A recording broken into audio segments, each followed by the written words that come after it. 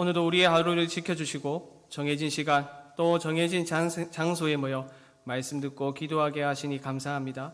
말씀을 들을 때에 말씀이 깨달아질 수 있도록 주의 성령께서 역사하여 주시고 기도할 때 하늘로부터 오는 힘과 능력을 경험하는 복된 시간이 되게 하여 주시옵소서. 예수님의 이름으로 기도드립니다. 아멘. 함께 보실 하나님의 말씀은 누가복음 12장의 말씀입니다. 주보에는 13장으로 나가 있는데요. 누가복음 12장 13절에서 21절의 말씀입니다. 누가복음 12장 13절에서 21절의 말씀입니다.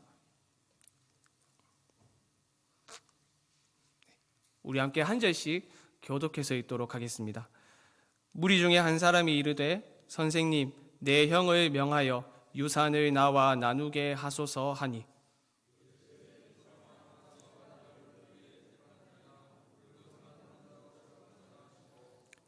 그들에게 이르시되 삼가 모든 탐심을 물리치라.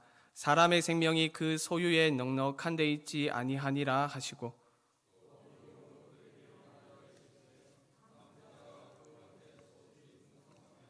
심중에 생각하여 이르되 내가 곡식 쌓아 둘 곳이 없으니 어찌할까 하고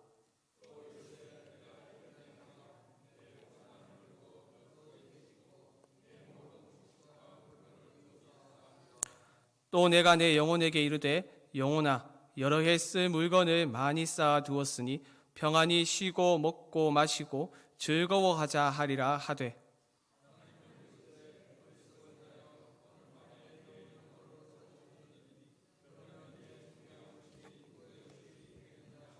함께 읽겠습니다.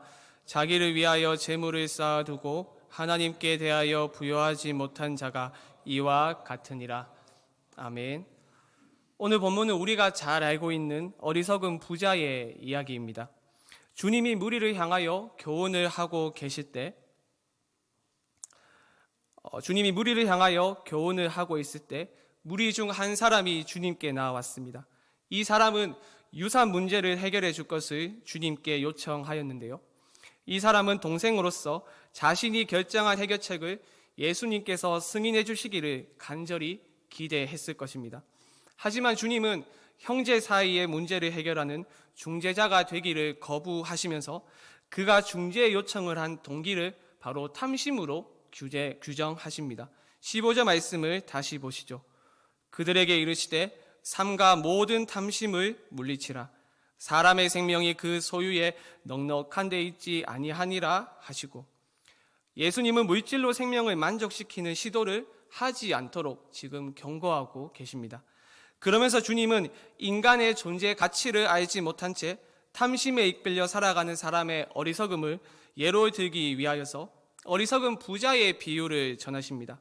부자는 엄청난 곡물을 수확했습니다. 말 그대로 대풍년이라는 행운이 부자에게 온 것입니다. 하지만 그는 이내 한 가지 난제에 봉착하게 되었습니다.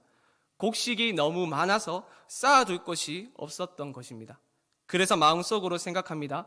내가 곡식 쌓아둘 곳이 없으니 어찌할까 하고 말입니다. 고민 끝에 그는 한 가지 방법을 생각해냈으니 이전에 있던 곡간을 모두 헐어버리고 더 큰 곡간을 만들어 그곳에 곡식과 물건을 저장하는 계획을 세웠습니다. 그러면서 그는 평안히 쉬고 먹고 마시고 즐거워할 마음에 부풀어 있었습니다. 19절을 다시 보시죠. 또 내가 내 영혼에게 이르되 영혼아 여러 해 쓸 물건을 많이 쌓아 두었으니 평안히 쉬고 먹고 마시고 즐거워하자 하리라 하되 부자는 분명 자신의 계획이 지혜로운 계획이라고 확신했지만 하나님의 평가는 달랐습니다. 하나님은 부자를 향하여 지혜로운 사람이라고 칭찬하시는 것이 아니라 오히려 어리석은 사람이라고 평가하시면서 하나님께 대하여 부여하지 않고 자기를 위하여 재물을 쌓은 사람이라고 말씀하십니다. 우리는 본문의 말씀을 통하여 몇 가지 교훈을 얻을 수 있겠는데요. 첫 번째는 바로 탐심에 관한 문제입니다. 주님은 유산 문제의 중재자가 되기를 거부하시면서 탐심에 관하여 말씀하십니다. 주목할 것은 탐심에 관하여 말씀하실 때 교훈하는 그 대상이 바뀐다는 것입니다. 15절을 다시 보시면 지금 주님이 누구에게 말씀하고 계십니까? 그들에게 이르시되 주님은 무리를 향하여 교훈하고 계십니다. 분명 앞선 13절과 14절 말씀에서는 이야기의 초점이 주님께 나아온 한 사람에게 맞추어져 있었지만 탐심에 관한 문제를 말씀하실 때 그 초점이 넓어지면서 무리를 향하여 말씀하고 계십니다. 이것이 의미하는 것이 무엇이겠습니까? 탐심은 주님을 찾아온 그 한 사람의 문제가 아니라 모든 사람의 문제라는 것이죠. 여러분은 탐심에 대해서 어떻게 생각하십니까? 나는 탐심과는 거리가 먼 사람이다 라고 생각하십니까? 만약 여러분이 그렇게 생각하신다면 그것은 큰 착각입니다. 모든 사람은 탐심의 문제에서 벗어날 수 없습니다. 신자라 하더라도 이 문제에서 완전히 벗어날 수는 없습니다. 우리의 배는 음식을 어느 정도 먹으면 어떻게 됩니까? 배가 부르면 더 이상 먹지 못합니다. 그런데 우리의 탐심은요, 너무나도 크기 때문에 아무리 먹어도 먹고 또 먹어도 이 탐심이라는 거대한 우리의 배는 채워지지가 않습니다. 많은 부와 재물을 가지고 있고 또 소유하고 있다 한들 결코 우리 안에는 만족감이 없습니다. 아무리 쌓으려고 해도 없어지고 사라지는 것이 물질임에도 불구하고 탐심은 우리로 하여금 소유의 노예가 되게 하고 물질의 종이 되게 하는 엄청난 아픔을 우리에게 안겨다 줍니다.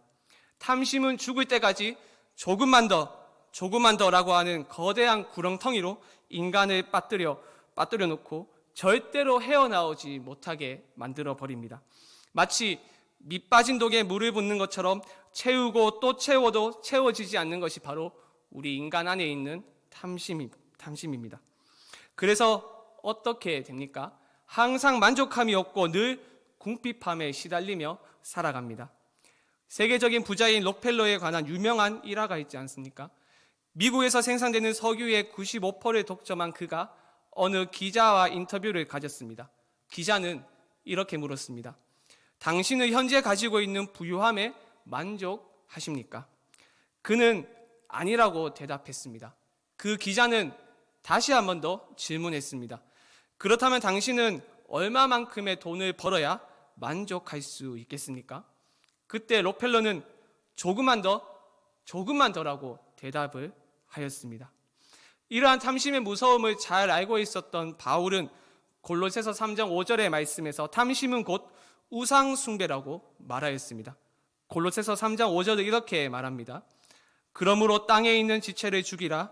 곧 음란과 부정과 사욕과 악한 정욕과 탐심이니 탐심은 곧 우상 숭배니라. 사랑하는 여러분, 우리 속에 있는 탐심은 믿음이 아니고서는 결코 채워지지 않습니다. 그리고 버려지지도 않습니다. 우리는 이것을 알아야만 합니다. 무엇으로 이 탐심을 우리가 채울 수 있겠습니까? 도대체 어느 정도를 소유하고 있어야 만족할 수 있겠습니까? 이 세상에 그 무엇을 소유한다고 한들 인간의 탐심은 절대로 채워지지 않습니다. 이것을 잘 알고 있었던 사람이 누구입니까? 바로 솔로몬이죠. 모든 것을 소유한 솔로몬이 내린 결론이 무엇입니까? 헛되고 헛되며 헛되고 헛되니 모든 것이 헛되도다입니다. 여러분, 만약 본문에 등장하는 이 사람에게 재산 분배가 공정하게 되었다면, 주님께서 그렇게 해주셨다면 이 사람은 만족하고 감사할 수 있었을까요? 오히려 또 다른 물질을 추구하는 그 탐심 때문에 또 다른 무엇을 추구하지는 않았을까요? 사랑하는 여러분, 한번 생각해 보시기 바랍니다. 여러분이 안식과 위안, 참된 만족을 경험했을 때가 언제입니까? 소유가 넉넉했을 때입니까? 물론 넉넉한 소유는 우리에게 안식과 위안 그리고 만족을 가져다 주기는 합니다. 하지만 이내 어리석은 부자가 그러했던 것처럼 어떻게 하면 내가 가지고 있는 소유를 더 늘릴 수 있을까 하는 번뇌에 빠지며 그것을 채우기 위하여 온갖 노력을 다하는 자신을 발견하게 될 것입니다. 그럼 도대체 언제 우리 영혼이 참된 안식과 위안 그리고 만족을 얻을 수 있습니까? 우리의 영혼이 바로 주님의 품 안에 있는 바로 그때이지 않습니까? 하나님과 올바른 관계에 있는 바로 그때가 아닙니까? 그러니 사랑하는 여러분, 탐심에 이끌려 밑빠진 독에 물을 부으며 살아가는 것이 아니라 하나님과의 올바른 관계 안에서, 주님 안에서 탐심의 문제를 해결하시길 바랍니다. 두 번째는 인간은 반드시 죽어야 할 존재라는 것입니다. 어리석은 부자는 자신의 영혼에게 이렇게 말했습니다. 19절 말씀을 다시 보시죠.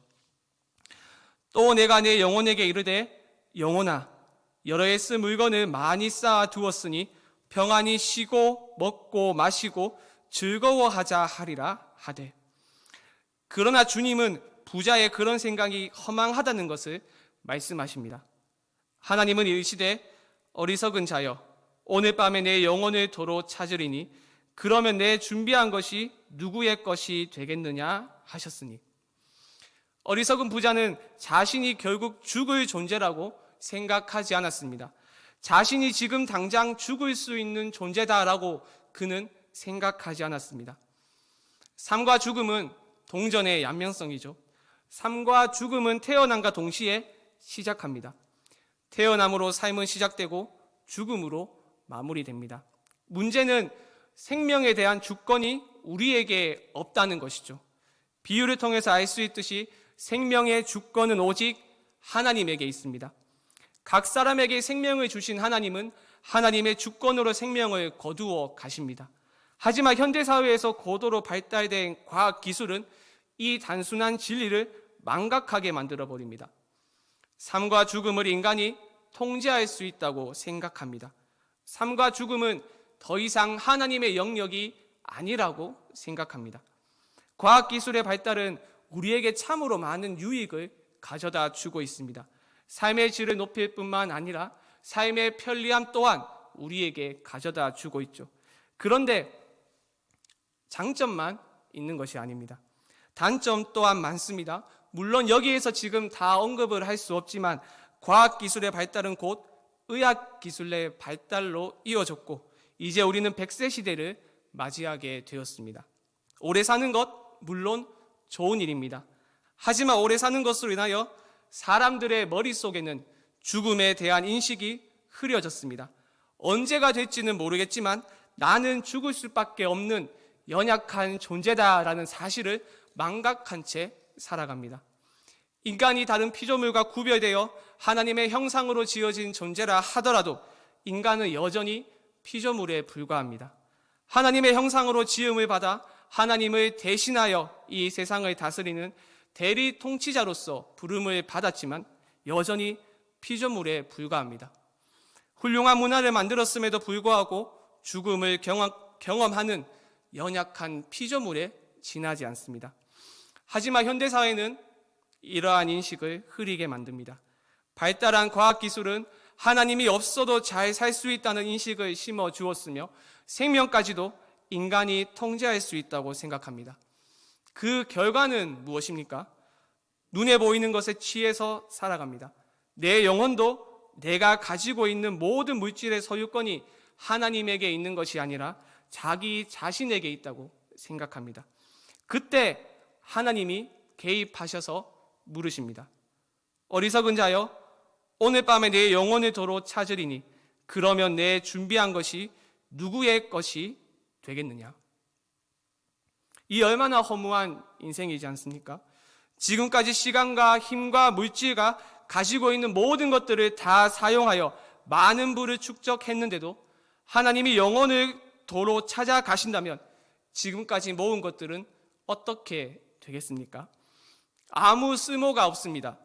사람의 생명이 그 소유에 넉넉한 데 있지 아니하리라라고 말씀하시는 주님의 말씀대로 풍부한 자원이 우리에게 생명을 가져다 주지 못합니다. 풍부한 자원도 죽음이라는 막강한 그 세력 앞에서 무용지물일 뿐입니다. 그렇다면 고생해서 모은 자원들은 누구의 것이 되겠습니까? 다른 사람의 소유가 되어버리고 맙니다. 정작 많은 재물을 모은 사람은 자신한테 그것을 사용하지 못하고 또 가져가지도 못합니다. 여러분 중 다수는 가족 또는 지인의 입관식을 경험했을 것이라 생각됩니다. 저 역시 몇 년 전 어머니께서 돌아가셨을 때 처음으로 그 입관식이 진행되는 것을 보았는데요. 저희 어머니도 마찬가지로 평생 예수를 믿으며 살아가셨습니다. 그러다가 돌아가시기 4년 내지 5년 전부터 요양보호사로 이제 근무를 하시기 시작하셨는데요. 요양보호사 일이 하루 24시간을 근무하고, 그리고 그 다음 날은 하루 종일 쉬고, 그리고 또 그 다음 날은 하루 24시간 근무하고, 또 그 다음 날은 하루 종일 쉬고, 이런 식의 근무 형태로 돌아갔었습니다. 건강한 사람도 그런 패턴으로 근무를 하면 당연히 건강에 적신호가 생기게 되기 마련이겠죠. 하물며 당시 기저질환을 앓고 있었던 저희 어머니는 더 위험했습니다. 건강이 걱정된, 그리고 저와 누나는 한사코 요양보호사의 일을 그만두고 좀 쉬라고 어머니를 말렸습니다. 당시 누나도 대학을 졸업한 후에 이제 막 사회복지사로 근무를 하고 있었고, 저 또한 군대를 졸업하고 아직 학생의 신분이었지만 아르바이트를 하면서 저에게 필요한 용돈 정도는 제가 벌을 수 있었습니다. 그렇다고 어머니께서 요양보호사를 그만둔다고 해서 저희 가정이 막 휘청거리고 그럴 정도의 또 가게는 아니었습니다. 게다가 요양보호사 일의 패턴을 통하여서 교회에 출석하지 않은 그 횟수가 근무를 하는 그 기간 동안 4년 내지 5년 정도는 교회에 출석을 하지 못했습니다. 하지만 어머니는 불확실한 미래에 대한 두려움 때문에 요양보호사 일을 그만두지 못했습니다. 평소 기저질환을 앓고 있었기 때문에 언제든지 병원에 입원하거나 수술을 해야 하는 상황이 올 수도 있다고 늘 생각을 하셨습니다. 그런 막연한 두려움이 있으니 요양보호사 일을 그만두지 못하셨습니다. 그러다가 건강이 급속도로 나빠지기 시작하였고 2년 정도는 병원에 수시로 입원을 하면서 모은 돈의 상당수는 진료비에 쓰였습니다. 그리고 3년 전 돌아가셨을 때 장례식장 입관식에서 수의를 입고 관안에 누워있는 모습을 봤을 때 참으로 인생의 덧없음을 상고하게 되었습니다. 수의를 입고 관 안에 누워있는데 정말 그동안 평생 모았던 돈의 단 1원도 가지고 가지 못하는 그 모습을 보면서 참 인생이란 덧없구나, 이런 생각을 하게 되었습니다. 장례가 끝난 후 누나와 이제 어머니의 유품을 같이 정리할 때 누나가 말했습니다. 돈을 많이 모았음에도 불구하고 제대로 써보지도 못하고 하늘나라로 갔네라고 말입니다. 사랑하는 여러분, 우리 인간은 언젠가 반드시 죽음을 경험하는 존재이며 내가 가지고 있는 부와 권력은 죽음 앞에서 무력하다는 것을 마음에 새기시길 바랍니다. 우리가 이런 생각을 확고히 가지게 되면 물질 만능주의 사회에서 현재 가지고 있는 자원에 만족하며 살아갈 수 있습니다. 인간은 반드시 죽는다는 이 사실이 우리의 삶을 허무주의로 안내하지는 않습니다. 오히려 겸손함을 추구하게 하며 지금 가지고 있는 것에 만족한 삶을 살게 합니다. 왜냐하면 내가 가지고 있는 소유와 죽음 이후의 삶은 아무런 관계가 없고, 또한 죽음 이후에는 현재 소유의 1도 가지고 갈 수 없기 때문입니다. 사람의 생명이 그 소유에 넉넉한 데 있지 아니하니라 라고 말씀하신 주님의 말씀을 여러분의 마음에 새기시길 바랍니다. 생명은 오직 하나님과의 관계를 통하여 주님과의 관계 안에서 오는 것입니다. 요한복음 17장 3절에서 주님이 이렇게 말씀을 하셨죠. 우리 자막을 보시면서 한 목소리로 읽어보도록 하겠습니다. 시작. 영생은 오직 한 분이신 참 하나님을 알고 또 아버지께서 보내신 예수 그리스도를 아는 것이니다.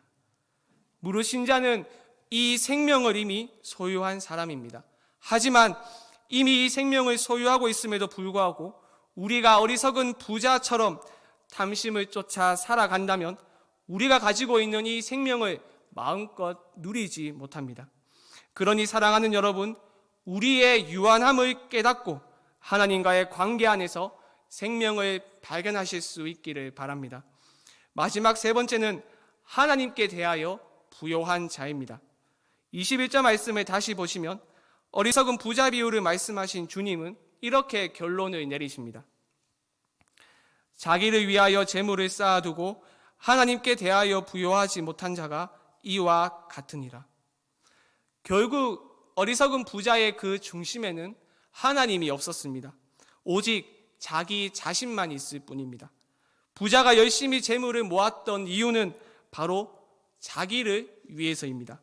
여러분, 부자가 말하는 내용을 자세히 보시면 주어가 모두 나입니다. 나. 17절을 보시면 내가 곡식 쌓아둘 곳이 없으니 어찌할까 하고, 그리고 18절에서도 내가 이렇게 하리라, 내 곡간을 헐고 내 모든 곡식과 물건을 거기 쌓아두리라. 19절에서도 내가 내 영혼에게 이르되, 무려 6번이나 반복되어져 있습니다. 주님은 어리석은 부자가 이 땅에서 많은 부를 가졌다는 사실 그 자체를 비판하지 않으십니다. 단지 그 부를 어떻게 사용하는가, 삶에 대한 태도를 지적하십니다. 부자가 많은 곡식을 쌓아둔 이유는 가난한 사람을 돕기 위해서가 아니라 바로 자기를 위해서였습니다. 그는 자기를 위해서는 재물을 많이 쌓았지만 정작 가장 중요한 하나님께 대하여는 쌓은 것이 전혀 없었습니다. 사람의 생명이 그 소유에 넉넉한 데 있지 아니하고 하나님과의 관계에 있음에도 불구하고 그는 하나님께 대하여 부요한 것이 아니라 자기 자신에 대해서 부요했습니다. 그는 남들이 봤을 때는 대단한 사람이었을지도 모르지만 하나님이 보시기에 아무것도 아닌 사람이었습니다. 아무것도 가진 것이 없는 사람이었습니다. 왜냐하면 사람의 생명이 그 소유에 넉넉한 데 있지 아니하고 하나님과의 관계에 있기 때문입니다. 비록 현재의 삶이 궁핍하다 하더라도 하나님께 대하여 부요한 것이, 하나님과의 관계에 있어서 부요한 것이 미래를 위한 최고의 준비인 것입니다. 그렇다면 하나님께 대하여 부요한 것은 구체적으로 어떤 것일까요? 우리가 한 장을 넘겨서요, 12장 29절에서 31절의 말씀을 다 같이 읽었으면 좋겠는데요. 누가복음 12장 29절에서 31절의 말씀을 우리 함께 읽도록 하겠습니다. 시작. 너희는 무엇을 먹을까 무엇을 마실까 하여 구하지 말며 근심하지도 말라.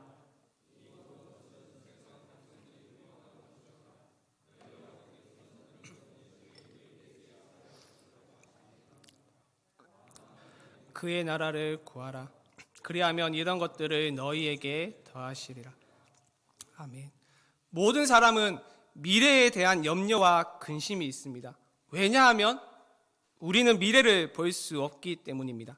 미래에 어떤 일이 일어날지 우리는 알 수 없기 때문입니다. 그렇기에 어리석은 부자가 그러했듯이 자기를 위하여 재물을 쌓아둡니다. 하지만 하나님께 대하여 부요한 자는 육신의 목숨을 위해 필요한 것은 먹을 것과 마실 것과 입을 것이 전부라고 여기며 그것에 관심을 빼앗기지 않습니다. 오히려 그 모든 것을 하나님 아버지께 맡기고 먹을 것과 마실 것을 구하는 것이 아니라 오히려 하나님의 나라를 먼저 구합니다. 먹을 것과 마실 것은 공중에 나는 새와 들의 백합화와 내일 아궁이에 던져지는 들풀도 돌보시는 선하신 하나님께 맡기고 하나님의 나라를 먼저 구합니다. 우리의 삶을 선한 길로 인도하실 선하신 하나님을 신뢰하지 못하여 내가 온통 내 인생에 필요한 것을 챙겨야 하고 그것도 모자라지 않게 쌓아두어야 한다고 생각하는 한 내 안에 하나님이 거하실 자리는 없습니다. 그러니 사랑하는 여러분, 진정으로 우리 자신을 위한다면 나보다 하나님을, 내 목숨보다 하나님의 나라를 우선하시길 바랍니다. 그리하며 우리 목숨을 위해 필요한 모든 것들을 그 나라의 왕이신 주님께서 다 챙겨주실 것입니다. 하나님의 하나님 노릇을 신뢰하십시오. 우리를 자기 백성 삼아 주셨으면서도 먹고 마시고 입을 것도 책임져 주시지 않는다면 그 하나님을 우리가 믿을 필요가 있겠습니까? 세상의 임금들도 자기 백성이 굶주리지 않도록 그들의 필요를 돌보는데 하물며 우리 하나님께서 우리의 필요를 채워주시지 않겠습니까?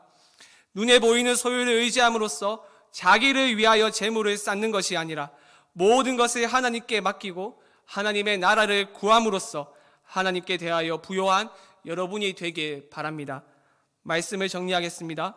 우리는 어리석은 부자의 이야기를 통하여 세 가지 교훈을 살펴보았습니다. 어느 것으로도 해결되지 않는 인간의 근원적인 문제인 탐심은 오직 하나님 안에서만 해결할 수 있습니다. 또한 사람의 생명이 그 소유에 넉넉한 데 있지 아니하리라 라고 말씀하신 주님의 말씀처럼 죽음이라는 막강한 세력 앞에서 재물은 헛된 것입니다. 재물은 우리가 죽음을 맞이하였을 때 1도 가져갈 수 없는 헛된 것에 지나지 않습니다. 그러니 우리는 재물을 쌓기 위하여 아둥바둥 살아갈 필요가 없으며 현재 주어진 삶에 만족하며 살아가야 하겠습니다. 그러므로 우리는 우리의 재물이 생명을 보장해 주지 않으니 우리의 영원한 미래를 보장해 주지 않으니 자기를 위하여 재물을 쌓는 것이 아니라 미래를 보장해 주는 하나님께 대하여 부요한 자가 되어야 하겠습니다. 우리 인생의 안전은 결코 눈에 보이는 것에 있지 않고 이 땅에도 있지 않다는 사실을 여러분의 마음에 새기시며 하나님과의 관계 안에서 발견되고 하나님께 대하여 부요해지는 여러분이 되길 바랍니다. 기도하겠습니다.